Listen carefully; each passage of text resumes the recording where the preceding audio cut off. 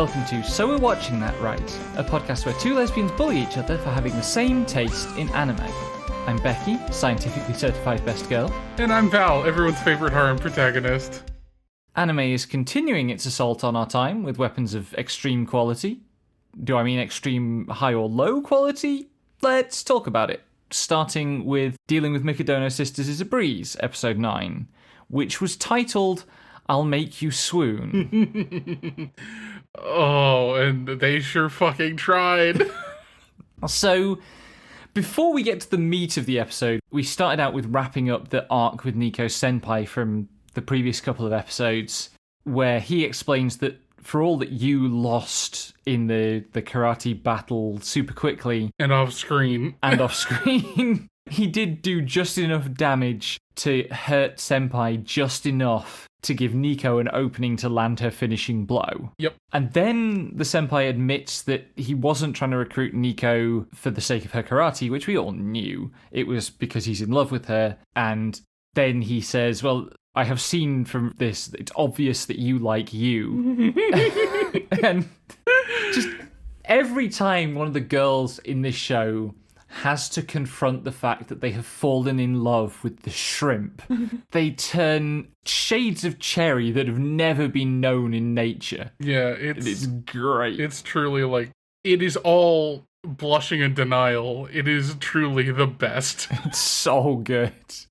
Anyway, the main plot of this episode is the sisters all want to do something nice for you in exchange for all he's done for them, and they ask him what he wants, and he says he'd love a family trip to the fairground. Mm-hmm. So they all go to the fairground, and of course he's the first to arrive, and they're all a little bit late. Yeah. Because they've all been getting dressed up for him. To different degrees, yeah.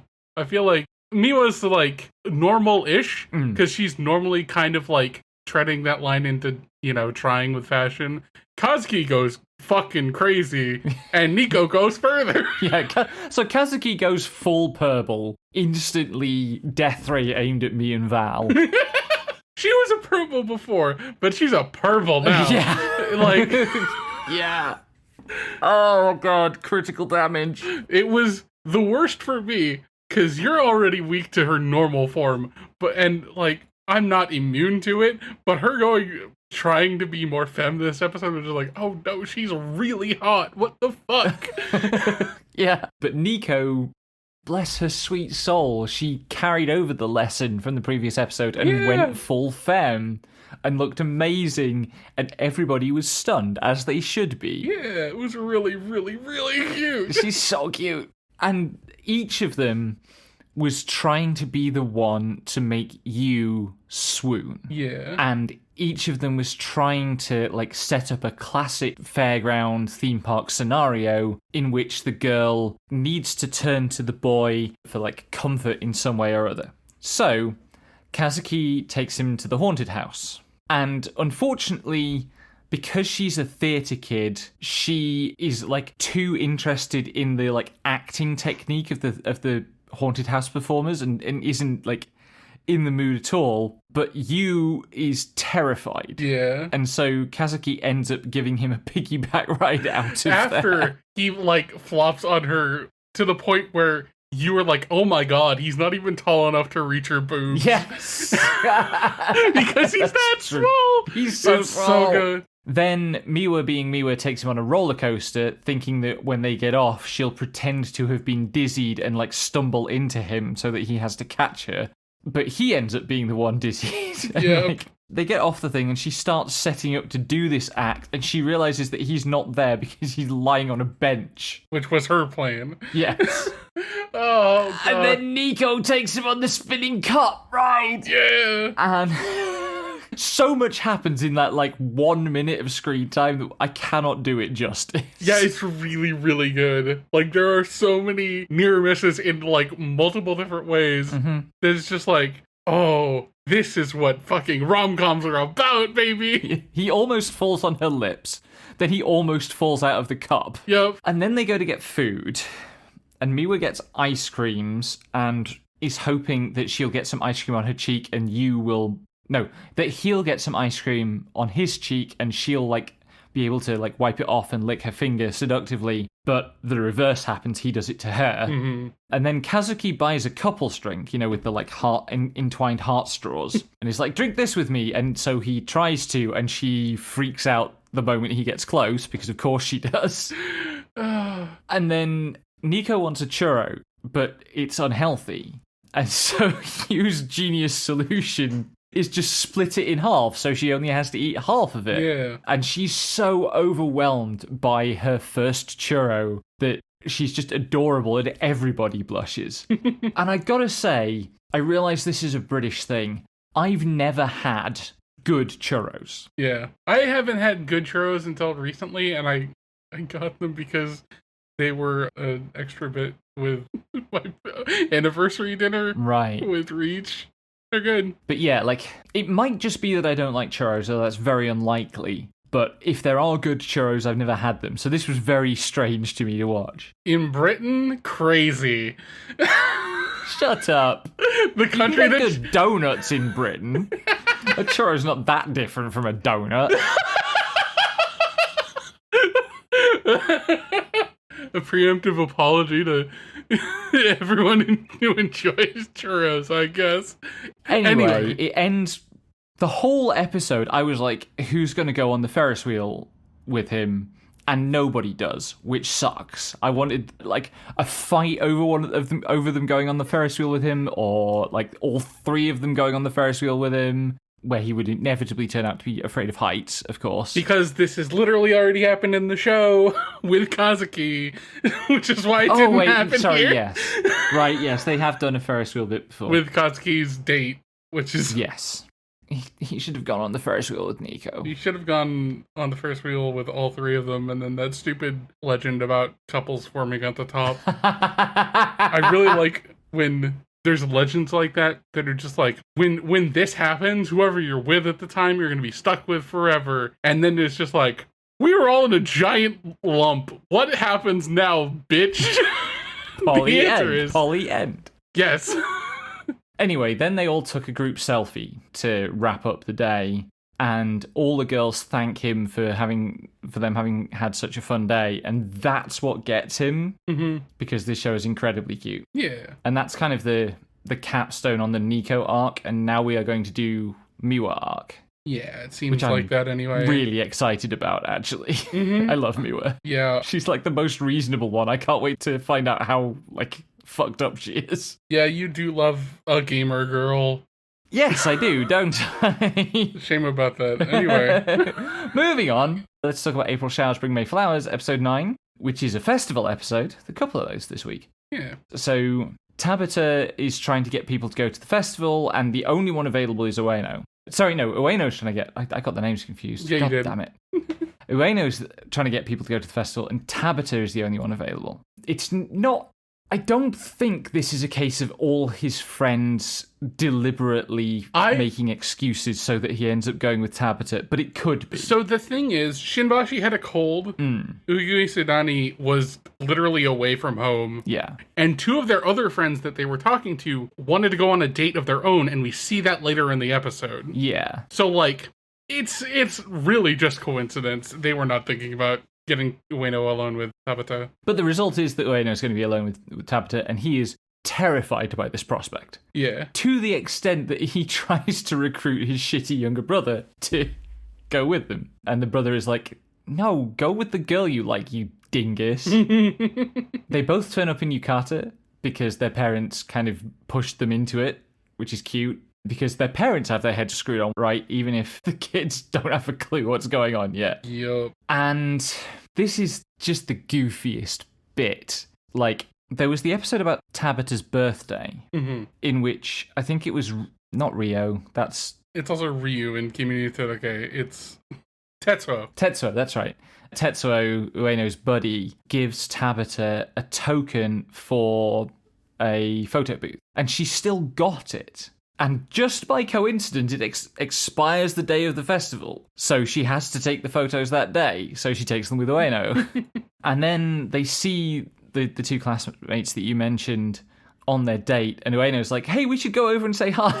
And it falls to Tabata, of all people, to go, no, they're on a date. Don't be a dick. Yeah. He's such a dense motherfucker. Oh, he's so oblivious. Yeah, like, it's really, really cute seeing him stumbling through his feeling for Tabata, though. Yes. Because then they meet up with, or they stumble across some middle school friends of his, and Tabata backs off really hard because she's just like, oh, you want to talk with your friends? I'll go be over here, so don't worry about me. And then his old friends start giving him shit about not dating someone cuter, and he gets mad. He gets big mad and fully like cold shoulders them and drags Tabata away, and then Tabata's worried that he's angry with her for like disrupting his time with his old friends, and he's like, no, I want to spend time with you. And then while they're watching the fireworks, he's just like, there's no one cuter than Tabata. Why would I want to look at anyone else? It's just like, you sweet little boy, Jesus. But the big news this episode really is that a gyaru has joined the cast, and we know how Val feels about gyarus. Why am I getting put on blast, eh? Because fucked up. You gave me both barrels over fucking Kazuki in the previous discussion. Listen, I was also weak to Kazuki. This is like, I am also Kazuki's weak to gyarus. Like, that's not. I'm just saying, like, you can't go, oh yeah, this character that was targeting both of us means I can give you shit for gyarus. Yes, I like gyarus. I will give you whatever shit I can manage to muster. I have to keep score somehow. Anyway, this girl who knew Ueno in middle school has joined the cast, has transferred into their school, and rumours are going around that Ueno went on a date with a girl at the festival. And because Ueno is like the school hottie, everybody wants to know who the girl was. And it takes Tabata a moment to realise they're talking about her. But then also, like, Shinbashi, who is Ueno's best friend and kind of loves him, and Iguisudani, who, as we know, is in love with him, and Saya, the Gyaru, who very clearly is also in love with him, are talking about this rumour with Tabata kind of in the conversation, and they're like, we should, like, stalk him and try to figure out who it is. And somehow Tabata gets dragged into this. Not somehow. Because she can't say no, and she doesn't want to risk explaining, she gets dragged into this. Yeah. So the four of them are going around, following him around after school. Seeing if he interacts with any girls. And they run into his shitty younger brother again. And Saya's friendship, relationship with Ueno goes back far enough that she recognizes the younger brother. And so she's like, hey, do you know who went to the festival with Ueno? And he betrays Tabata instantly and without any hesitation while she's standing right there. And then she's and then Tabata's like, well, oh, I mean, we did go to the festival, but it was just because nobody else was available, because Tabata still hasn't realised at all either. Yeah.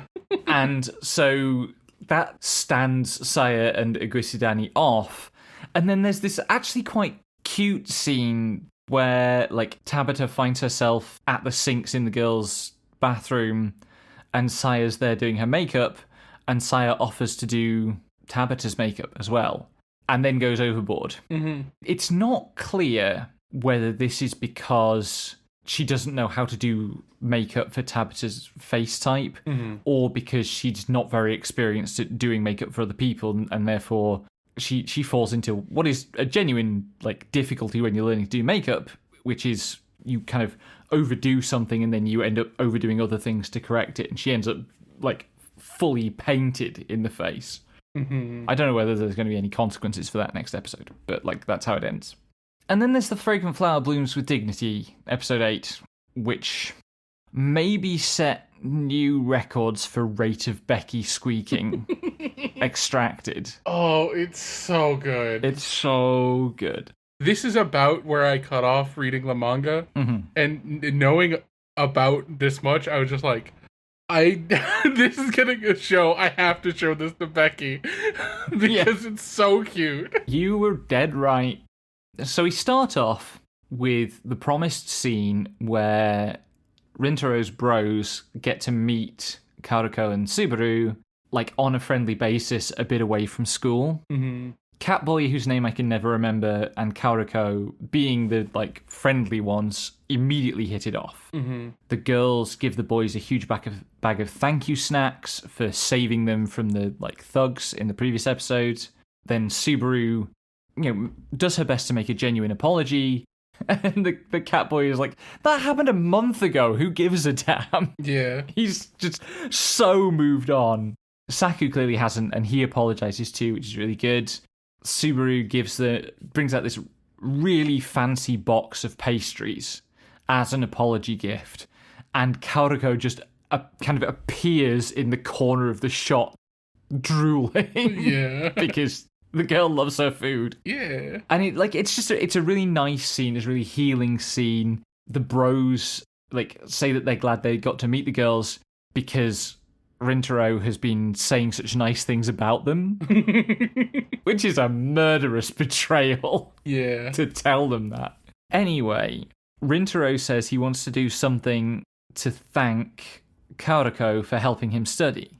And she asks if they can go out together sometime. Because this girl is not shy. Or really subtle. Yeah. So they go to the aquarium on a date. Like the quintessential adorable date. And it is adorable. It really is. Partway through, Rintaro has to take a toilet break. And he's just stood in front of the mirror for 2 or 3 minutes going, holy shit, she's so cute. I don't know what to do about this. What am I feeling? Ah! Yeah. Which is very good. And then while he's in there, Kaoriko finds a child who's got separated from her parents. And, Kaoriko being Kaoriko, wants to help the child. Rintaro comes back. She says, you sit here with the child and keep an eye on her, and I'll go and see if I can find the parents, which leaves Rintaro alone with this girl, who is extremely powerful. She's great. She apologizes for interrupting their date, and Rintaro's like, wait, this is a date? She calls him Rin-chan, which I really hope sticks. I'm going to call him Rin-chan from now on. She talks a bunch about her crush, and how she knows that she likes him. And Rintaro sat there going, wait, this is exactly how I feel about Kaoriko. What's going on? And then Kaoriko finds the parents, brings them back, and before they take the kid away, the kid whispers to Rintaro, you make a really cute couple. Yes! Yeah. Every rom-com should have really this good. child in. Yeah. How many rom-coms would be 3 episodes shorter if they just had this child? No, they would be the same length. It would just be more ridiculous couple bullshit for those 3 It's true. episodes. Which is good. Speaking of ridiculous couple bullshit... You're welcome for this segue. Perfect segue. There's no freaking way I'll be your lover unless episode 9. So this opens with a flash forward to Reneko and Ajisai on the train, and Reneko falling asleep on Ajisai's shoulder, and Ajisai telling her she loves her. And then it cuts back to a couple of days before. Reneko is at a fashion show, and we were both like, why is she at a fashion show? And then Mai shows up modelling, and of course, Mai is a model, so she's clearly invited Reneko to come and watch her. Mm-hmm. And then afterwards, Mai's like, well, did you enjoy yourself? And Reneko kind of prevaricates and doesn't give Mai what she wants, and then gets really tsundere. Mm-hmm. She's really good. Tsun Reneko is really good. Yeah. Then she gets home, and her sister Haruna has friends over, and the friends are extroverts, which horrifies Rena.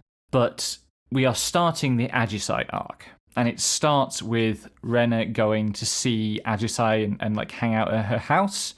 She's so gay for Ajisai. There's a shot in this where she notices Ajisai's elbow and is like, oh, her arms are so pretty. Everything about her sets her off. Yeah, it's really something. So the thing is, the actual line, quote, her arm looks so soft and sweet, is written in her eyes, which is crazy, while she's just talking. And I'm just like, is this that thing? So there's a bunch of teen boy-isms that make it into a lot of stuff that's oh, the sensation of grabbing a girl's upper arm feels like what their boob feels like. Was that thought going through her head. Oh, I completely forgot about that. I mean, whether Rena was actually thinking that or not, and remember, she doesn't know boys, so she probably hasn't picked that up. Yeah. The writer of the show definitely knew about that and was referencing it. Yeah, that's why I'm like, I'll work through the fucking light novels to see if that factored into her thinking process, because there's so many internal monologues for this disaster of a doesn't realize she's a lesbian yet. That I'm just like, the show can't contain these multitudes, but I can, like, see through them sometimes, and I'm wondering if that's one of them. Yeah, I hope so. That's great. Anyway, Rena ends up getting sucked into playing video games with Ajisai's brothers, and Ajisai gets mad because it's supposed to be her time with Rena, and the visit kind of ends in a bad kind of mood, and Rena gets home, and Ajisai calls up and says she's going to run away from home.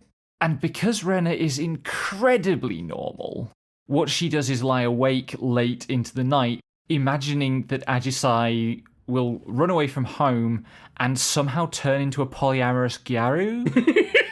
And that's her anxiety. Yeah. It's not her only anxiety, but it's kind of her anxiety. Yeah. So she decides to go away on a trip with Ajisai, and then spends a good 10 minutes of the episode freaking out about whether she's enough for Ajisai and whether she's actually brightening Ajisai's day and so on, which she obviously is, because we know that Ajisai is in love with her. Or at the very least has some stuff going on where she's attached to Rena.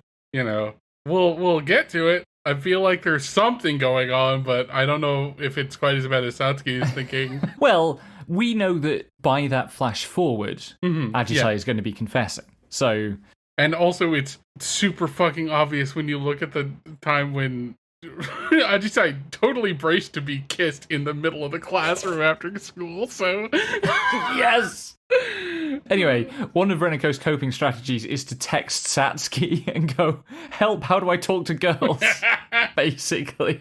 And Satsuki does send her some conversation prompts, but she also, like, repeats her warning that Ajisai has an ugly side. Which I'm just like, is that going to be true? Is Satsuki just projecting?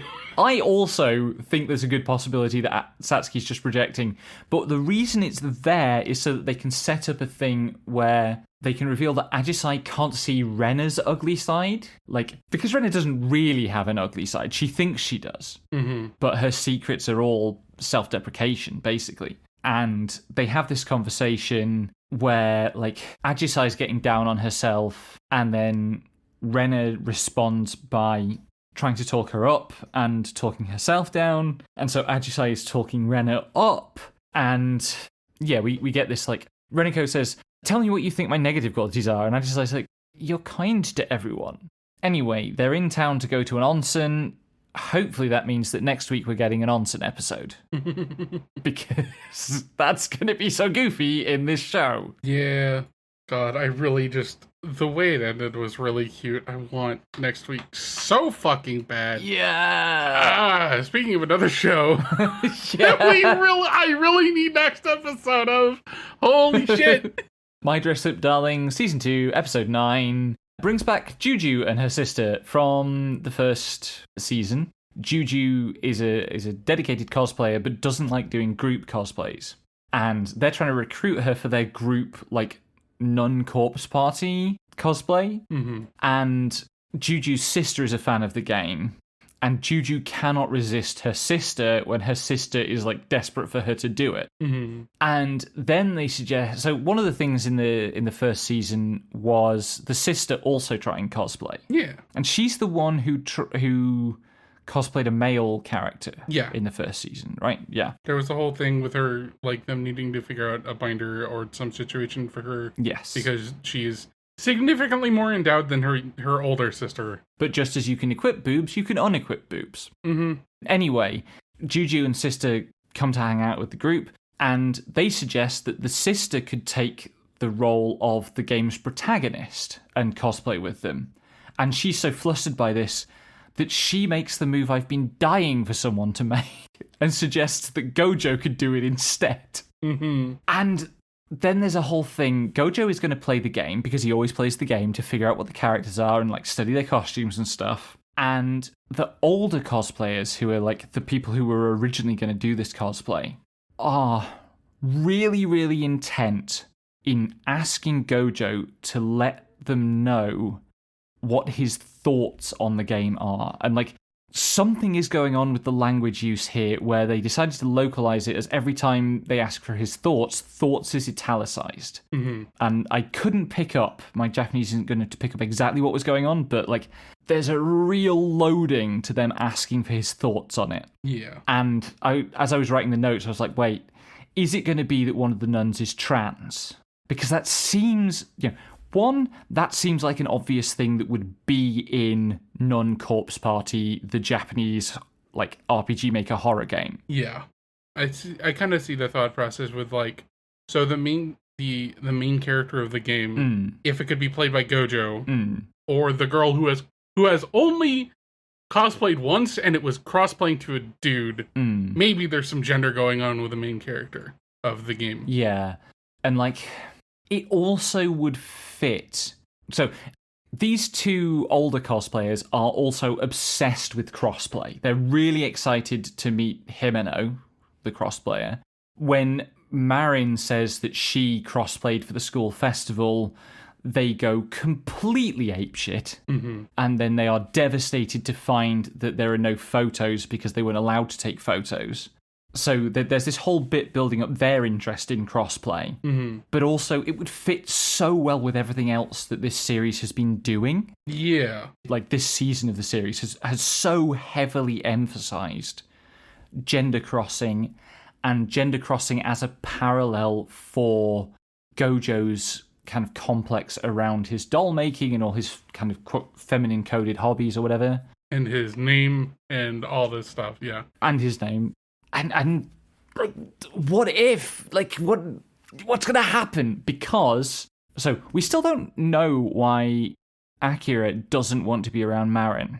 Yeah. It seems like she's told Gojo and Himeno. I don't think that she has. I feel like she said, I don't want to be around her, I don't want to work with her, and that's where the conversation ended.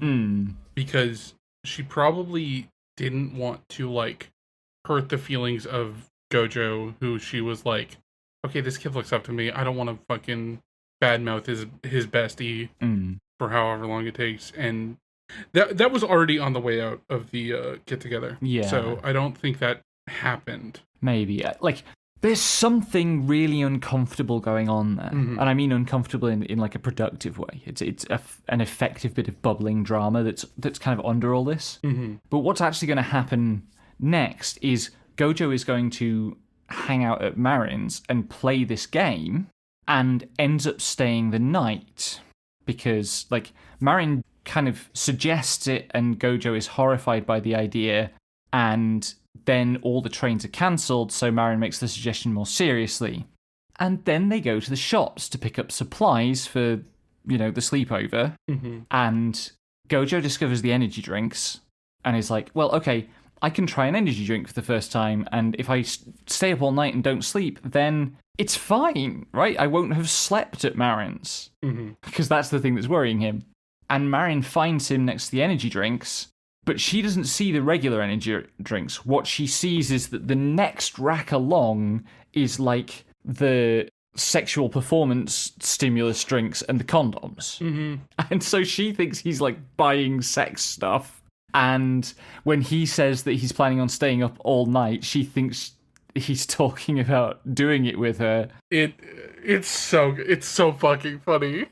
That's where the episode ends. It's especially good. Basically where the episode ends. It's especially good because he's just like crouched down looking like at a row of like Monster Energy knockoff, and it cuts up to her, and the framing is such that there's just the 18 and older curtain right behind her. Yeah. So she's blushing her fucking ears off. Yeah. And it's just like, oh yeah, all of those thoughts are also R18.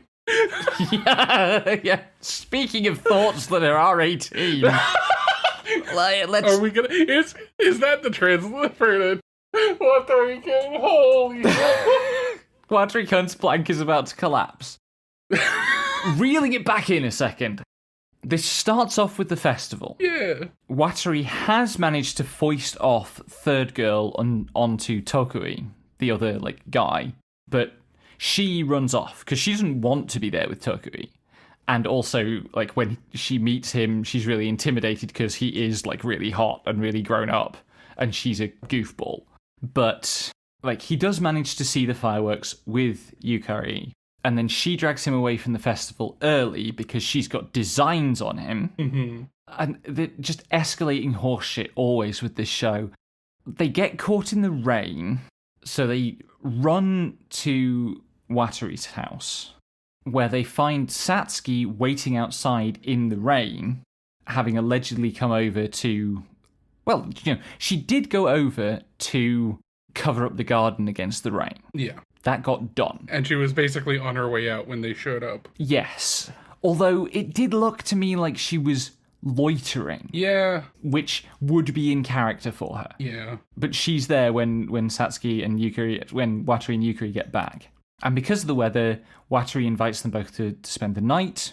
Even though it's not actually his house, it's his aunt's house, and she's probably going to be pissed. Mm-hmm. But Satsuki and Yukari have a bath together, and they have a sort of heart-to-heart, where Satsuki says that if Yukari is who Watari wants, then she's happy with that, which certainly Yukari doesn't believe that she's happy with that. Mm-hmm. I don't think I believe that she's happy with that either.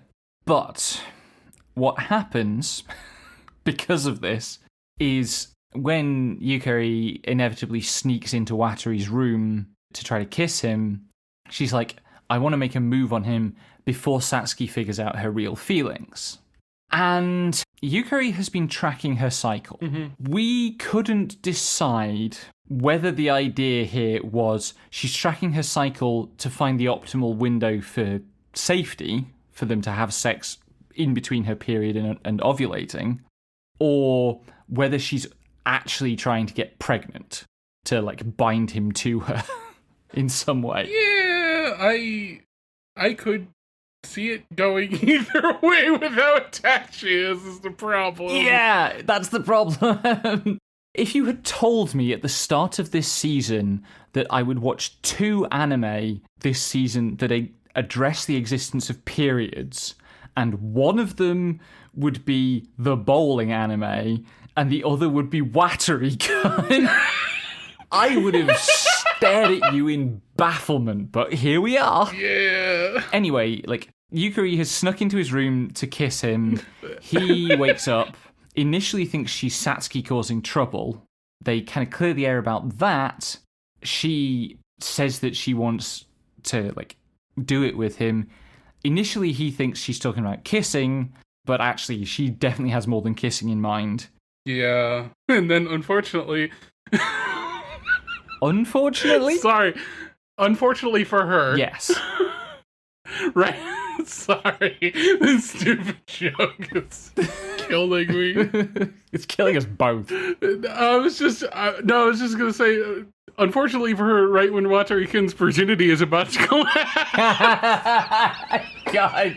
Fuck you. Or to fit the number of letters that the blanked out word has when Watari-kun's cherry is about to collapse. God. Illegal. Anyway. Banned. Desist. Anyway. It's fine, they don't fuck. It is fine, they don't fuck, because Yukari again says to Watari, you're not like the other boys, which has been the foundation of her interest in him. Yeah. He's not overwhelmed by horny for her. Which is a funny thing to say to a guy while you are trying to get him overwhelmed with horny for you. Yeah, she, girl, you played yourself so hard. Because his reaction to that is, okay, I'd better not be like the other boys then. I'd better, back off and remind her not to rush into this. Yeah. It's for the best, because she definitely doesn't have those condoms she brought with her. Yeah. I don't know, she might, actually. No, she doesn't. She specifically has a line about how, I'm not quite ready, but we can go most of the way. And he's just like, what does most of the way mean? I've never done this before. Help! Again, that was explicitly connected to her hormonal cycle. Mm-hmm. which... God, what a show. What a show! I can't wait to read the... I can't wait to read the manga and go, oh, what the fuck did they forget to adapt this time? I'm so glad that you're sailing into these waters uncharted with me. Yeah, this is all fresh for me. Yeah. I stopped before the festival in the manga, and I'm glad. Yeah, it's fun. Okay, reeling it back in slightly. Significantly. Let's talk about Cultural Exchange with the Game Center Girl, episode 8. This is really cute. This is a very cute episode. It opens with, a parallel intercutting of Lily's and Renji's morning routines, which is a setup for a later thing. But Lily comes into the kitchen and her dad is there already at breakfast, and it did kind of jump scare you. Yeah, I forgot the motherfucker. To be fair, we had a week without this show. Yeah. And he was on the other side of that week. Yes. It's been a bit. I could not forget Lily's dad. I don't know how to. I've had other things going on. I haven't. Anyway, the main event here is Lily's birthday party. There's a really cute build-up to her giving Renji an invitation, and Renji realizing it's just going to be him and a bunch of middle school girls at this party. But, they have food, and Lily insists on feeding Renji. Then they introduce everyone else to the quote-unquote English tradition of fancy dress birthday parties. Which, I don't know, is that an English tradition? You fucking tell me. It's not something we're doing in the States. Isn't it? Okay. That's really what I meant. Because I have been to fancy dress birthday parties. That is a thing that happens sometimes over here. And indeed, when I was a student, there was a weird wave of enthusiasm for them among students, and I got really mad of having to come up with costumes, because I don't particularly like fancy dress parties. Yeah, no, this is this is baffling to me. Really? That's why I was just staring at this entire thing what the fuck is wrong? Is Japan making this up wholesale as an excuse to cosplay, or is this an actual thing? It's an actual thing. I mean, it's mostly younger kids. Yeah. But middle school age kids. Anyway, so Lily puts on an Alice in Wonderland costume, and then the mom reveals that they've got costumes for everyone else as well. And everyone is in Alice in Wonderland costumes, except for Renji, who is assigned Otakoki Koala, the Game Center mascot that Lily loves. And then her dad gets the wrong day for the family version of the party, and he turns up in the same costume as Renji and gets mad because Lily clearly is more enamored of Renji. Yeah. But in the opening, Lily is established to like Marmite, and one of her friends gives her a jar of Marmite as a present, and another gives her a jar of pickled plums, which Renji likes and eats with his breakfast. Mm-hmm. And the episode ends with a reprise of the opening montage, but with the condiments switched. So Lily is trying the pickled plums because she knows that Renji likes them, and Renji has gone out of the way to get Marmite after finding out that Lily likes it. So they've swapped, basically. Mm-hmm. And the swap does not go well. Yeah, to be fair, they're both, doing it wrong, I think. Because it looked like Renji put too much on his toast, and Lily was just eating the pickle plum straight. Yes. Which is not how they usually eat it unless you're a real big fan of pickle plums. Yeah. And, it's interesting because Japan is one of the few places that has a food that is kind of like Marmite, right? We've seen this with EN Hololivers introducing Japanese Hololivers to Marmite, and they're like, oh, this is a bit like natto, because it is. Mm-hmm. Similar kind of fermented grain flavors. But I guess Renji maybe doesn't like natto, because lots of people don't, because natto is weird. Yeah, natto's weird and fermented and unique. An acquired taste. Mm-hmm. Anyway, moving on. Bad Girl, episode 9. So at the end of episode 8, Yu and Mizutori found that they had been stranded at the rest stop on the way to the school trip, and they managed to both lose their phones on the bus, and Mizutori also left her wallet on the bus, so they're really properly stranded. And I'll be honest, I maybe wasn't paying enough attention to follow what happened next, but there was some horse bullshit, and then somehow that got them where they needed to go. Genuinely, nothing more complicated happened. You had, for some reason, had a different set of clothes that she wanted to see Mizutori in on her. So she gave them to her, And Mizutori was so hot that she started pulling all the ladies, including some that were on a horse, apparently. And that made, like, they were trying to hitchhike. And they got a horse instead. This show is absurd. Yes. Anyway, the important part of that is when Yu is reunited with Suzu, they have a really good hug. Mm-hmm. And then they're going to go and bathe in the, like, hot spring that they're staying at. And bathing is in shifts by year group. So the first, it's like the second years, then the first years, then the third years, because they needed to put the first years and the third years next to each other so that the next round of horseshit could unfold. Mm-hmm. Which is that Yu hatches a plan to hide in the baths until Mizutori comes in and then bathe with Mizutori. And she finds that Mizuki, Mizutori's sister, has had the exact same idea. Mm-hmm. And then they overheat and kind of crash out, basically. And the person who ends up bathing with Mizutori is Suzu. Because these are the ships. It's definitely Yu and Mizuki and Suzu and Mizutori at this point.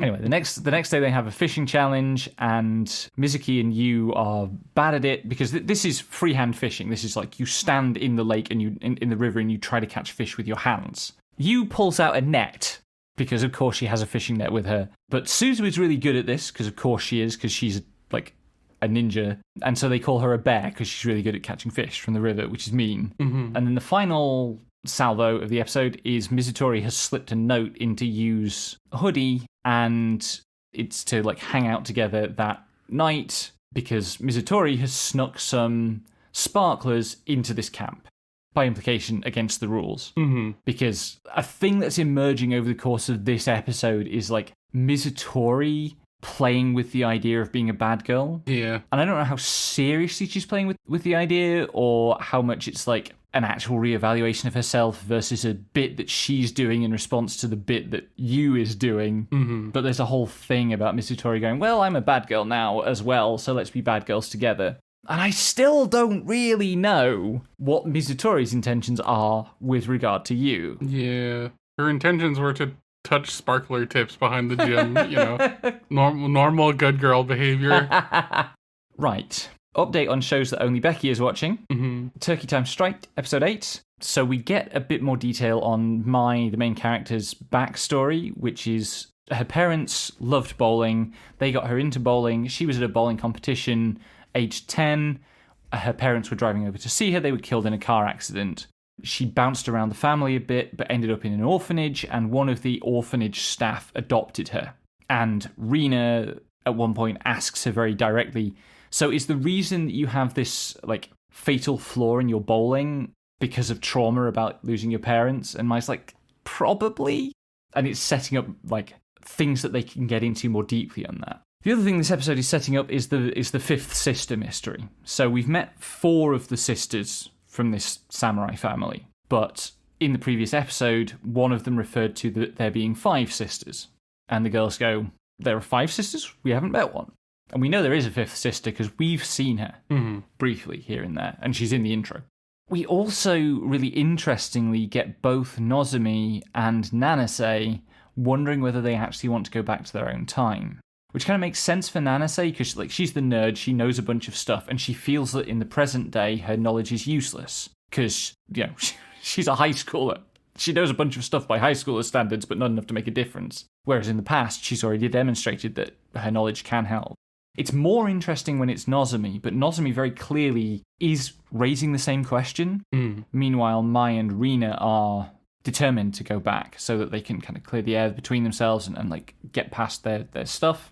Anyway, they are asleep in their room in the manor, and the sound of bowling jerks Mai awake, because of course, the moment there's the sound of bowling, she wakes up. And she wakes the others, and they're like, what's going on? We definitely hear somebody bowling. And they follow the sound, and it comes to a dead end in a hallway. And then one of them leans on the wall, and the wall is revealed to be a secret door leading to a staircase down into the basement, and they go down, and like the door at the bottom opens, and there's a girl who appears to be Sumomo, who is is the sister that's paired with Mai. And then they turn around, and Sumomo is at the top of the stairs with Suguri, the trans-male sibling, who says, how unfortunate that you found this house's secret, and draws his sword. And that's where the episode ends. Because Oh boy. how does this family have like a secret sibling trapped in the basement on top of everything else the show does? I can't. If you throw enough bowling balls, you're bound to get a strike eventually. Anyway, Utagoe and Mille-Feuille, episode 7. So last episode they did their first show. It went really well, but they had a falling out about it afterwards. And this is about unpacking that and starting to rebuild. They work out that what happened is that Ururin, the percussionist, was excited and sped up, which is a thing that happens to musicians. And in trying to keep up with her, Uta and Kumai, the protagonist and the bass, slipped a little bit sharp in their singing. Irie and Ray, who are the seniors in the club, were able to kind of hear that and adjust to it and like follow it. But Musubu has perfect pitch and is a perfectionist and couldn't or wouldn't follow them. So she ended up sounding flat. And it is a theme that's being built around her character, that she is too perfect for live music. Like, she only cares about accurate singing. She doesn't care about fitting with what the other musicians are doing. And so that's going to be the sticking point that has to be unpicked. The rest of this is about the girls sort of starting to rebuild. So Kumai and Uta go to the summer festival together, and they have a really cute date. They show up not wearing yukata because... So Uta thinks she'd feel uncomfortable being as flashy as wearing a yukata because she's very shy. And Kumai understands that Uta will want to show up not wearing yukata and doesn't wear yukata either to kind of match her and not make her feel out of place. And they have a whole bunch of really sweet conversation where they bond really well, and I ship it. At the same time, Irie is on a rooftop somewhere. It might be the schools, I'm not sure. And Musubu appears, and Irie says, "I knew you'd come up here." And Musubu says, "Why? What?" And Irie grins and goes, "Doesn't that line make me sound like a master manipulator?" And she starts to tackle Musubu's hang-ups. And we get a bunch of insets of Ururin, the percussionist, feeling bored with her summer break. You know, she had been excited to bunk off and do summer break things. But now that she's been in the club and had this falling out and she's not going to the club, she's bored. And Kumai reaches out to her and, like, talks her through what happened and takes a share of the responsibility because the rhythm section are supposed to work together to keep pace and so on. And that one basically read as a confession too. So I need this to be a polycule. And then the final scene is Ray, who's the other senior, who is the mature older sister type character, and who is the one who has the connection with the college a cappella group. She is speaking to two of them, and they're like, "Your high school group sucks, you should come back and sing with us." And Ray says, "All I want is to be with Irie. I only perform music because I can do it with Irie." And so she turns them down, and then one of them says, "You are toxically dependent on this girl." Which is true, but also let lesbians be lesbians. That's fine. So we'll see where that goes. Speaking of girls who are doing fine. Let's do some brief mentions, starting with Secret of the Silent Witch, episode 9. So we have the kind of fallout from the Casey's treachery in the previous episode. Which we censored her name last episode. I don't know if we're doing that again this one. No, I was like, people have had a week to watch it if they care. Yeah. So Monica is desperately trying to prevent Casey being executed for treachery and attempting to assassinate the prince. She strikes some sort of deal with the other of the seven sages who showed up. So she's trying to save Casey, but she can't keep Casey around. Like, she is going to have to go and be in custody and be in prison and stuff. Mm-hmm. So Monica is also trying to deal with losing her friend, which she's not coping well with. And she does go to horse riding club, which she was supposed to go to with Casey. She looks really cute in riding clothes, by the way. Yeah. And so instead of Casey teaching her to ride, because the moment her horse starts moving, she falls off, instead the prince does. And we get the reveal that the prince is a huge fan of the Silent Witch and has realised that the Silent Witch must have been at the school, kind of intervening to protect him, which he's thrilled about, but he hasn't realised it's Monica yet. Yeah. He does seem to be, really attached to the Silent Witch, because he saw her in action during the same sequence that was shown at the start of the show. Oh, right. Where she did the same thing that got the loyalty of the girl who's playing her evil mistress. But yeah, he's seen her in action, but only from behind. Yes. So he doesn't know that it's Monica. And then Monica's still struggling. She's still distracted. She's not sleeping well. There's a scene where she bumps into Cyril in the student council office, and he reads her distraction as a sign that she's upset with him for various reasons. He starts apologizing to her. That makes her cry because she can't explain what actually happened, which was not his fault. And she cries so much that she more or less passes out.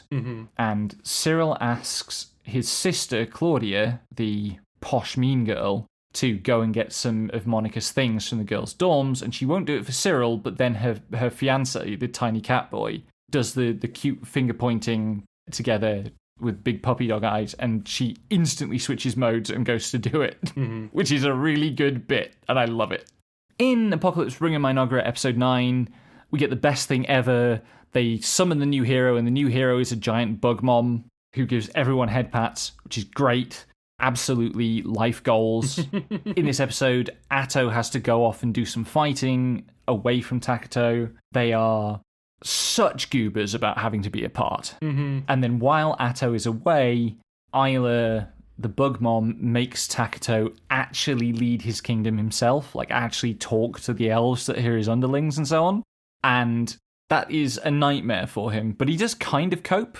Yeah. And then there's a really cute bit where the twins that are Taketo's attendants make a bowl and plate as gifts for Isla that are have a little bug mom design engraved in them. It's a very cute episode of the show that is titled Apocalypse Bringer Mynoghra. Yeah, this show continues to be it's not gonna be blow you out of the water, but it is very good at what it is doing. Yes. I'm always looking forward to it as we watch stuff. Yeah. In With You in the Rain, episode 9, there was an extended sequence of Ki, the child of Fuji's next door neighbor, trying to figure out what sorts of things Fuji writes and asking her friends, really grilling her friends.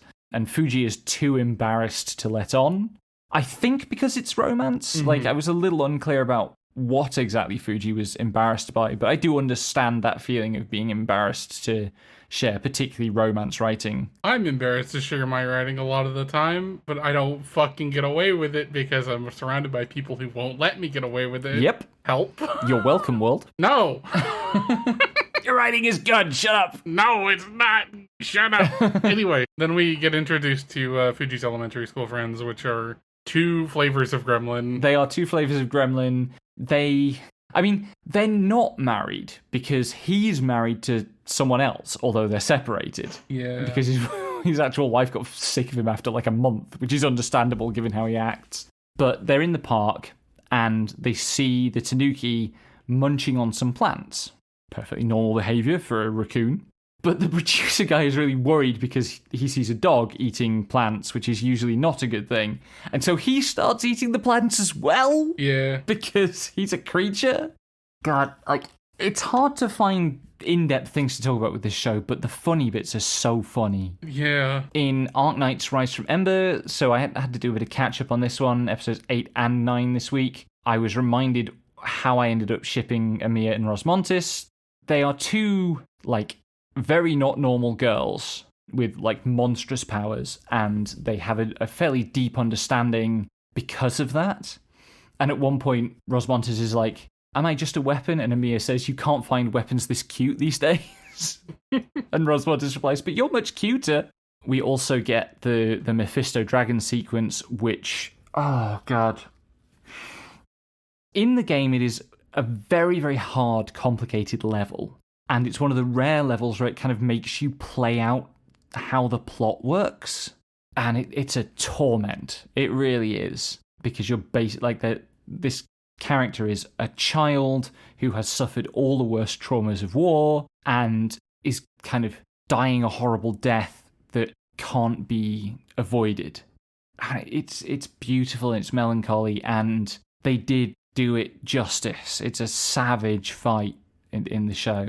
And then we ended with Amiya, who is normally a caster, somehow managing to unlock the legendary sword power that comes from one of the other characters. I was never 100% sure why this happened in the game, but it's cool as shit. She gets a big fiery sword, and they're going to fight Tallulah, and it's great. We thought we were done with Chuhai Lips. There was an OVA this week. Yep. In many ways, it was the same as all the other episodes. There's like 4 minutes, it's a scenario, and then there's some sex. Why was this an OVA rather than an episode?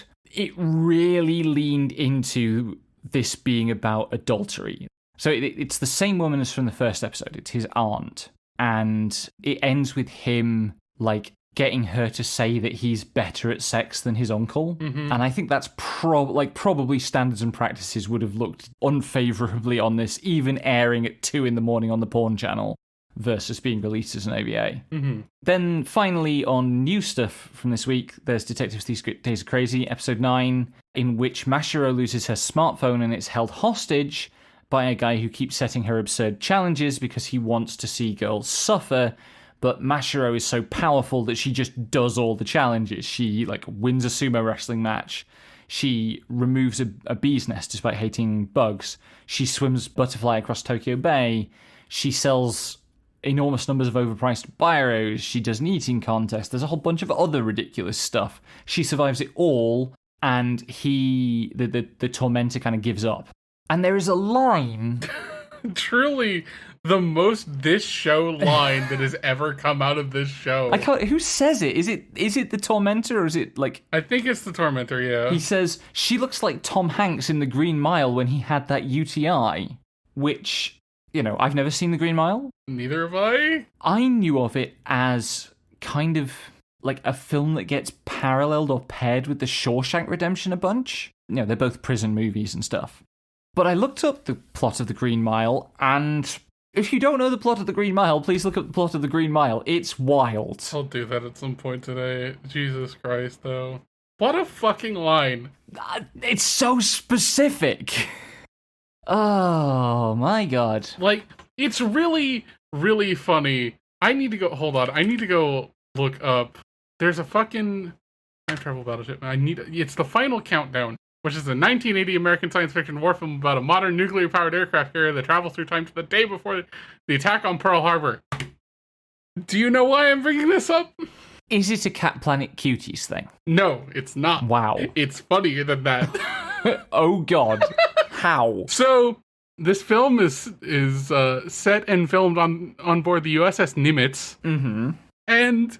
So you know Outbreak Company, the show / light novel series about spreading soft power to another world? Right, yes. The USS Nimitz gets transported to that other world in the last 3 volumes. And it's staffed entirely by people who are familiar and fond of that film and work on it because of that. Christ. And it is... That is explicitly said. A bunch of fucking Americans get warped into this other world. Oh, man. It's really funny to see what bits of Western media will make it into Japanese reference bases. Yeah. This is also where I say, we'll get to this in a couple shows. Outbreak Company is written by the same person who did Scrapped Princess and Chaika. Right, yes, God. Insane. Truly. What the hell? Let's move on. Yes. To Complete Tonal Swerve. Yep. Erased, episodes 7 to 9, in which we go back into the past so that I can feel stressed about Satoru and Hinazuki again. Yeah. They're so cute together. It's so cute. Mm-hmm. And, like, this time, his best friend Kenya can tell something's up. Yeah. And there's a cute bit where Satoru's like, yeah, I'm a superhero. And Kenya's like, well, I would like to be a superhero too, let me help you. And Satoru goes to fucking war. Yep. This time, because clearly, like, everything he tried last time wasn't enough. No half measures this time around. So, for example, he has a friend from the past who was framed for the murders. And in order to get proof of an alibi for that guy, he fucking throws a giant rock through the window of their house so the police will go there and like document that Yuki is there and not doing nefarious deeds somewhere else in the town. Mm-hmm. Then Satoru almost tries to murder Hinazuki's mom by pushing her down a flight of stairs. Yeah. Kenya does stop him from doing that. Then, basically, Satoru abducts Hinazuki so that... Yeah, he literally just asks her, hey, is it alright if I abduct you? Yes. And she's still like, yeah, I trust you. Mm. And then with a degree of capability that scares me a little bit for elementary schoolers, they managed to make a safe and habitable hideout in an old abandoned boss. That's the thing. In the middle of winter. It's the sort of thing that, like, they have practice with. Because they mentioned that, like, they have a hideout, and they've done hideouts before, and they have rules like, oh, we don't go there when it snows because people can track our footprints, which ends up being important. Yeah. In the old bus, they discover, like, a stash of murder equipment, basically. Well, someone shows up, gets angry, and then leaves a backpack full of his shit there. Right, yeah. And Satoru, like, knows how Kaio died, and recognizes all the tools to do that. Yeah. So they, after that, they move Kaio to stay with Satoru at his mom's, and his mom, being an absolute champ, has, like, clearly doesn't have the whole picture, but has enough of the picture to understand that they are keeping Kaio safe from something, and takes really good care of her. Yeah, she's been talking with the teacher, and the teacher also, when the, like, CPS got involved, was like, no, I feel like she's in a safe place. Yeah. We don't need to worry about her right now, even if she is technically missing. Yeah. Because he's also putting things together. But there's this scene where Kaio, Mom, and Satoru are in the futon together, with Mom in the middle. And Satoru's mom goes, am I in the way here? And Satoru, still suffering from the thing where he can't keep his mouth shut, says yes before anyone else can respond. That causes some nonsense. Yeah. And then the next morning, they go to confront Kaio's mom, who is in the process of destroying Kaio's room in a fit of rage. They confront her, and she comes at Satoru's mom with a snow shovel. Yep. Before getting, the child services show up at the right time to kind of sort everything, and the teacher shows up with Kaio's estranged grandmother in tow, who's going to take Kaio in, so Kaio doesn't have to, like, leave the village and go to a foster home. And so Satoru starts to move on to saving the other two victims, because he thinks that he needs to do that before he can expose the murderer and like set the timeline right. But also there's a scene where the teacher picks him and his mum up after they've been shopping, and there's definitely a vibe between the teacher and Satoru's mom, right? Which is fun. And also the teacher is revealed to have a secret stash of candy in his glove compartment in his car, because that's how he copes with not smoking anymore. Gotta deal with that oral fixation. Don't call me out like this. I said that, then fucking just waited. Val doesn't understand the concept of a snack drawer, and she bullies me about it. I have said this before. I understand the concept. I don't agree with it. Anyway, moving on. Ascendance of Bookworm, episodes 4 to 6, have a lot of set pieces of mine trying to make various different forms of paper. Like, clearly somewhere in the process of this idea coming together, someone had a hyperfixation on paper making technologies and just wanted to put them all in an anime or all in a light novel. And mine is working through them all, and everything she tries gets destroyed by accident by somebody who doesn't understand what she's trying. And each time she gets successively angry and more frustrated, and when she gets angry and frustrated, she glows rainbows and passes out, which is ominous, to say the least. But it's coming up to time for mine to start thinking about what she wants to apprentice as, because kids in this world have to pick their careers at 7, which is awful. I think it is awful by our standards, but also given the society that they're working with, it's really, like, you don't have a lot of opportunities. Yeah. It's dependent on who you know. And between, like, probably 4 and 7 is when you're like, yeah, I know these people in my life. I know what I can do and what I'm good at. Out of those, I'm going to go with this one. Yeah. And it's, it's not inconsistent with how things have been in history sometimes. Yeah. But one of the things that this sequence of episodes plays out is that it is kind of cruel. Like, the show doesn't try to completely ignore that, I don't think. And basically, Mine and Lutz, the guy the boy who's developed a bit of a crush on her, end up signing up with a merchant to learn how to be merchants, and Mine is going to make paper and Lutz is going to sell it for her. Mm-hmm. And they are really cute together when they're talking to the merchant, and it's kind of intimidating. They're holding hands. Oh, these little kids, bless their hearts. This show's really good. And then we find out that the reason for Mine glowing when she gets mad is she might have a disease called the Devouring, which might kill her soon. So I'm sure that'll be fine. Yeah, that's fine. There are so many fucking books. You know it's fine. Yeah. Anyway, we finished finally watching Coffin Princess Chaika. We watched episodes 7 to 10 of season 2 this week, which is mostly a bunch of big climactic stuff. And the intrigue of the plot is interesting, but it's also, in a way, it's kind of obvious. You know, it twists and turns, but it's all going in one particular direction. And what makes the show work are character moments that are not necessarily intrinsically related to that. Yeah. You know, Akari continues to have this thing about Toru. They come into conflict with brother Shin, who is the saboteur that, like, trained them or was their mentor, who talks about how real saboteurs should work alone and stuff. That leads to Akari talking about what she'd do if she had to face Toru on the battlefield, which is basically a list of her kinks. Yeah. She's such a creature. Anyway, they go off to the final confrontation. Inevitably, everybody gets owned. The evil emperor gets resurrected from all the body parts that the Chaikas have gathered.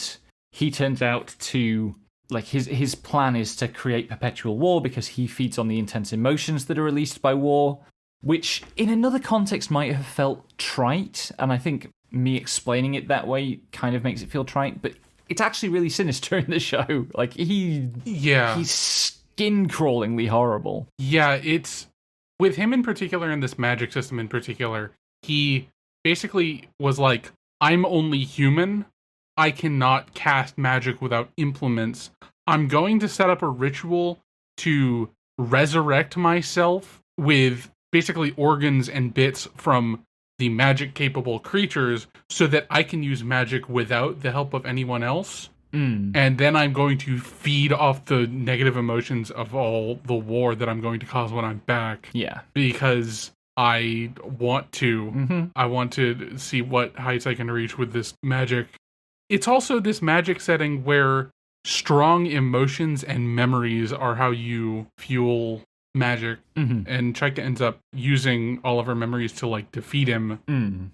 That's the thing, because, like, Emperor Gaz, like, leans on Nivalata, the gun, to start all these things off, and he goes to kill White Chaika when she rescues Toru from his throne room, and Nivalata has a personality, has emotions, because you need that to do magic, and she goes, no, I'm not targeting her. Bye, and then leaves. Literally just flies straight over to Chaika, turns into the gun, and enables Chaika to kill the Emperor instead. Yeah, and it is ultimately, like, the thing that really got me rewatching it was, like, Toru was like, nobody is fucking listening to you. You haven't connected with goddamn anyone. You don't understand the things that you're using as fuel. Go die again and come back later. Fuck you. And then gets saved by Chaika. Yes. And, like, ultimately, the downfall of Gaz is his detachment from his humanity and what makes humans human and their attachment to, like, the things that give them access to magic. Yeah. It's, like, a little clumsy in a lot of ways, and I think part of that is on the anime adaptation. We'll see. It's getting translated very slowly, apparently, which I'm looking forward to. I really like how it works out tonally. Yeah. And also, Toru gets bit by a dragon and then bites the same dragon and becomes a dragon vampire. Yeah, so, which like, is he agrees finally cool. to make a dragoon contract with Frederica. Frederica, like, chomps his shoulder and then is like, you need to bite me to complete this contract, otherwise you'll die. And, like, her claw is in shot, and it turns into a human forearm and hand in the most upsetting way. It's such it's not super gory or super like gooey or anything. It's just suddenly this shape is in such a horribly wrong place. It's also really funny that this is like the last episode. The Black Chaika also had the weird flesh tentacles that were eating all the bits of the Emperor. It's just like, oh, okay. We're getting a little bit into body horror. Yes. And then, like, I didn't really realize this was developing until this episode, but, like, there really is a thing of Frederica, who, remember, is the dragoon, giant, like, dragon who can also turn into a cute girl or a cat.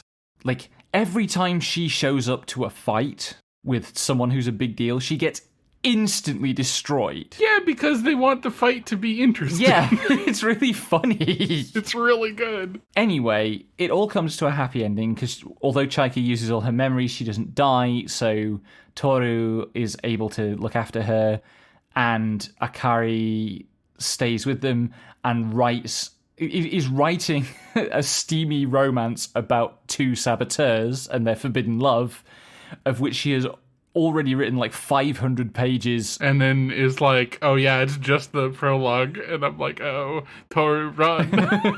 And also, like, Red Chaika joins them. Polygamy tag on novel updates. Who up? Anyway. Yes. Yeah, I think a cool graph of Chaika, Toru, Akari, Red Chaika would be very fun. Mm-hmm. Speaking of polykill charts...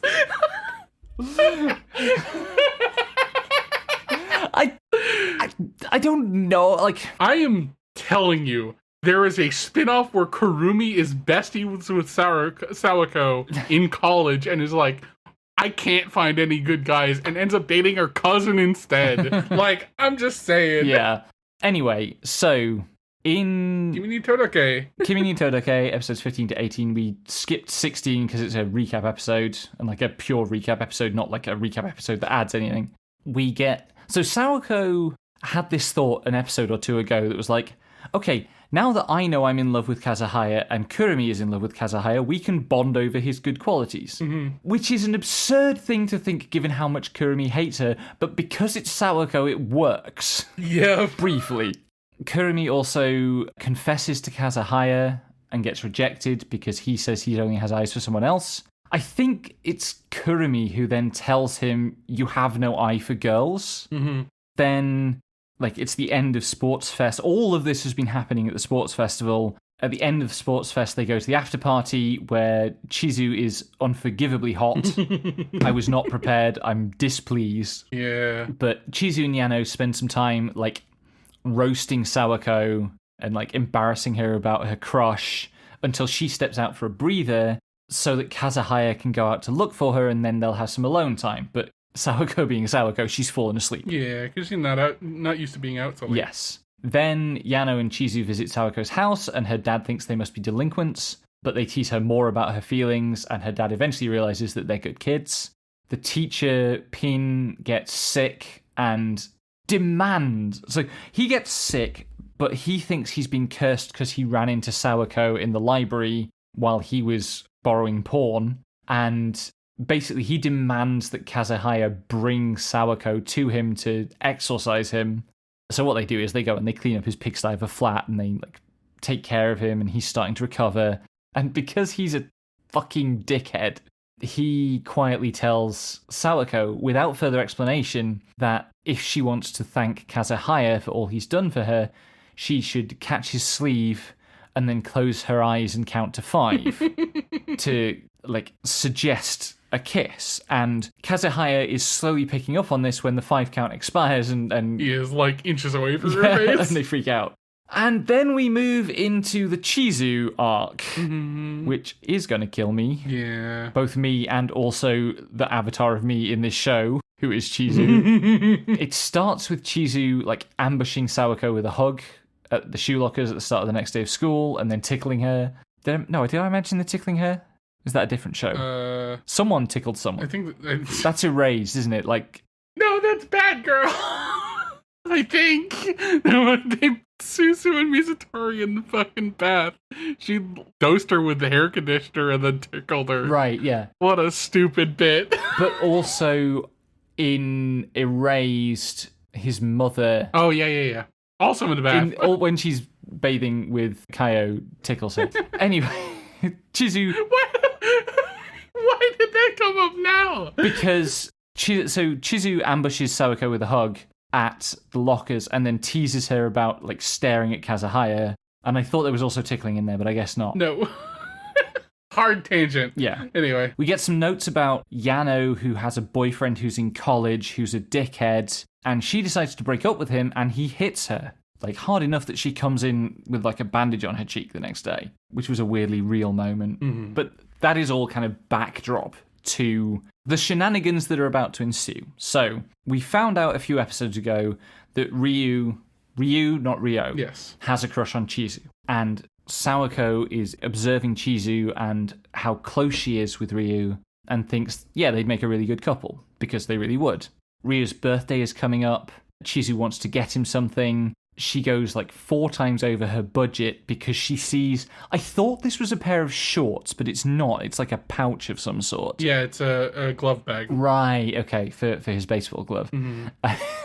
It says baseball idiot on it, which is the perfect gift for her to give him. Mm-hmm. Like, it's so on point. And then they're walking back from the shops and they pass a clothing shop and there's a very frilly miniskirt in the window, and Chizu, who is a jock, who is kind of butch, looks at it and Sawako's like, wait, do you want to try a frilly miniskirt? And later they talk about this with Yano as well, and Yano points out what a bad idea this would be. Diplomatically, but like it would not suit her. And so there are all these signs that Chizu, reciprocates Ryu's crush. And so Sawako works up her courage to ask Chizu if she has a crush and who's it on. And Chizu seems to be describing Ryu, and then reveals that no, it's Ryu's older brother. Yeah, you really got led around by the nose, like Sawako did. I got so pranked. But like, very clearly, she does also like Ryu in a way that she hasn't fully adjusted to yet. And also, the thing with Yano's boyfriend makes me think that there's going to be something a bit seedy about the older brother when he shows up, or at least that is there to prepare us for the idea that these girls should not date older men. Fascinating thought. Yeah, I may be off base with that, but like it feels like Chizu and Ryu are going to have to get together. Please let them get together. I'm going to be so sad if they don't. Anyway, I have to tell you about what happened on Friday when I was watching PatLabor the TV, episodes 35 to 7 with Tara. Please do. So, the first episode we watched is called Griffin Down. It's like the final climax of the big fight between the PatLabor and the like evil sinister mech. And it is a hugely influential episode of mecha anime. Like, when we finished that episode, Tara kind of stopped it and went back through it and pointed out a whole bunch of lines that are almost verbatim quoted in the first few episodes of Evangelion, for example. Mm-hmm. So it's a big deal of an episode. That's not really what I want to talk about. The next episode is like dealing with the aftermath. Their mechs have to be repaired, they have some injuries that they need to heal, and also they're kind of heroes for once. Normally when they're in the news it's because they've caused massive collateral damage, but they are kind of heroes for defeating this evil sinister mech. They're on the news. It cuts briefly to a quick scene of the wife of one of the minor characters who is phoning round all her friends, and she's got like the news freeze framed on her TV in the background. And she's phoning around all her friends to be like, hey, did you see my husband was on the news? He's a hero now.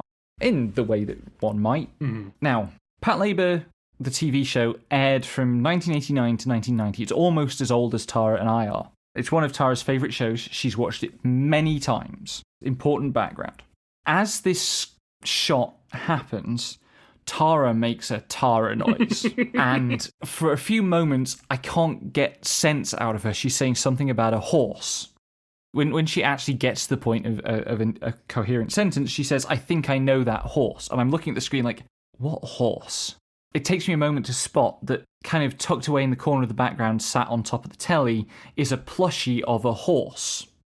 Okay. And can you see where this is going yet? Not yet. Okay. So I ask if it's an Uma Musume thing. And she says, I need to check. Let me look at my Amazon browsing history. What?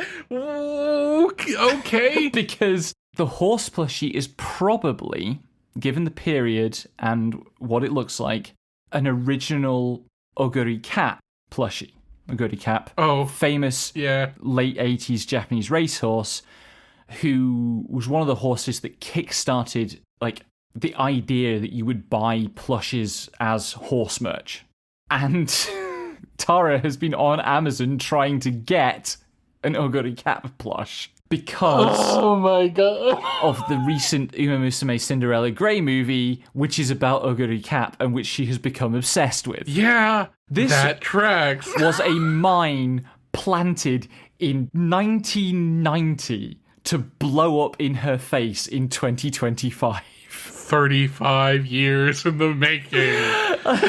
This landmine is older than I am. Yeah. It's so good. Jesus Christ. It's my favourite Tara moment ever. And I'm so glad I have a podcast to tell the story of it on. I did tell her I was going to tell this story, and she was tweeting about having a public humiliation kink the other day, so... I do recall this. I'm glad one of your girlfriends does. I've said my piece on this podcast before about your humiliation kinks. And my desk knows my answer. Anyway, after that, there's an episode about the collateral damage thing. You know, they're insured because they're a public service, and an insurance adjuster shows up to inspect their procedures, which goes about as well as you'd expect, and ends with the insurance adjuster saying, maybe insuring PatLabor wasn't a good idea after all. And the character who replies, guess so, is the unit commander, who is himself a creature. God. We also watched episodes 8 to 10 of Heavenly Delusion, which start out extremely bleak, because there's this arc about a hospital that is doing mostly prosthesis work, some of which is probably unethical, and there's a dark secret at the heart of the hospital. And outside the hospital is a protest group against the hospital, which is in the process of being suborned from like people who genuinely care about the like medical ethics angle to a cult, basically. And all of it ends horribly badly. Mm-hmm. It's bleak as hell in a way that is really satisfying to me. But the next arc concerns... They meet a guy who says that he had escaped from slavery at a matriarchal colony which kept men as breeding pigs. And the main function of that in the plot so far has been to give them an excuse to disguise Maru, the male presenting of the two main characters, as a girl. And he is too cute as a girl, and Kiriko gets very flustered. Meanwhile, so there are two plots happening side by side in Heavenly Delusion. Mostly we've talked about Maru and Kiriko. The other plot is these kind of kids who are in this weird, isolated environment future school, where among other things, although they are teenagers, they are being kept in a sort of state of arrested development by not having any sex ed. And the big thing that happens in this part of the story is that one of them manages to get pregnant, which causes the adults who are running the facility a terrible shock. And one of them does say at one point, we haven't even taught them about sex. And it's like, they're teenagers. Mm-hmm. They were going to figure it out. In Loner Life in Another World, we finished that this week. Mm-hmm. We get more of Angelica, the former dungeon empress, who doesn't have to be killed to fix the problem with the dungeon. It turns out that she has managed to regrow her body, having been a skeleton. The name Angelica is giving me problems because of that one The World God Only Knows AMV set to Angelica Schuyler's song from Hamilton. Yep. So I have very intense emotions about the name Angelica now, which is a problem. And also, by the end of the series, the class president is clearly getting a bit jealous of Angelica because Angelica is bonding with Haruka because they're both very solitary people. And there's a very sweet scene where he tells her his story. It's all good. It's a very, very fun, charming show. Mm-hmm. And to pick up where that one left off, we started The Wise Man's Grandchild. Yep. Which is another isekai show. this is another one where like this salaryman is reborn as a child in a fantasy world where he is raised by this wizard who used to be known as like the Demon Lord or something, the Lord of Destruction. The Lord of Destruction. Yep. He's Merlin. Like yes, he is Merlin. But he is also very like if Sullivan from Marimashita Irimikun wasn't a demon. Yeah. He's great. And also his relationship with the old woman who also looks after Shin and who used to be married to him is great. And their friends are like the entire royal entourage of the country. And they're all very concerned that this boy has grown to be so powerful at 15 that all by himself he threatens the balance of power in the setting. Yep. So they send him to magic school in the capital where he can learn about the world and also meet some people his own age. And he immediately meets a couple of girls his own age and falls in love with one of them at first boobs. It's really funny because she is like briefly visible in the like periphery of the shots, but he doesn't actually focus on her until the establishing shot, which is her boobs. It's like, unfortunately, very, very prominently 3 seconds of her boobs before it starts scrolling up to see her face. And like, he's instantly smitten. Mm-hmm. And I hope it's not just about the... from what you've said, I don't think it is. But like, I did flinch a bit at that. Yep. Anyway, this is our longest recording yet. Yep, we took things a little slow. And also, I forgot to say, we should have probably started this out with, hey, we have a Patreon now! We do, and I don't have that in the link blurb yet. It will be in the description, linked in the description here. Patreon.com/SlimebugProductions. Right. So we're watching that writer's project of Slimebug Productions. Intro and outro music is by me, graphics are by Val. You can find us on Blue Sky at slimebug.bsky.social, YouTube at youtube.com/@SlimebugProductions, Patreon at patreon.com/SlimebugProductions. Download all episodes from Libsyn at slimebug.pro and join our Discord via the link in the description. Thanks for listening, and until next time, may anime neither betray nor disappoint you.